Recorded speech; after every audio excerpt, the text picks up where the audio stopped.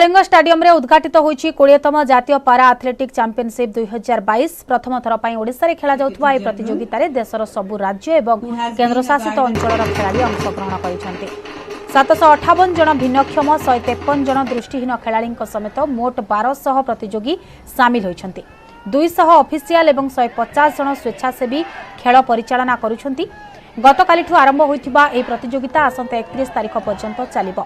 उद्घाटनी उत्सव में क्रीड़ा मंत्री तुषारकांति बेहेरा, निज नव निर्वाचित भुवनेश्वर मेयर सुलोचना दास, अर्जुन अवार्डी दीपा मल्लिक, क्रीड़ा सचिव विनील कृष्णा प्रमुख जोग देथिले।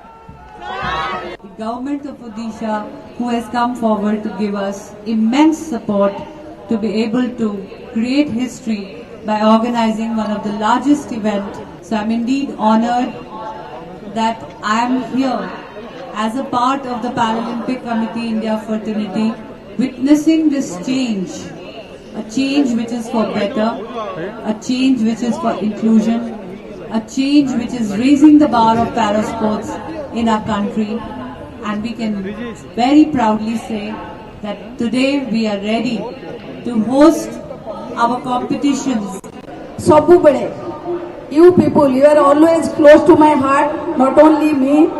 आमर जेते नेतृमंडली रहिचंती, जेते लोक ए सेक्टर रे काम करूचंती, इवन माननीय मुख्यमंत्री सबु बेले आपण माननको पई से चिंता करंती आ सबु बेले से काम करंती। आम सरकार सबु बेले काम करे टू इंक्लूड ऑल, केही भी no one should left behind। ताकर जो पॉलिसी रही समस्ते किभली समाज रो मुख्य स्रोत रे शामिल हेबे एवं आगो को सम्मान सहकारे बढ़िबे सेति पई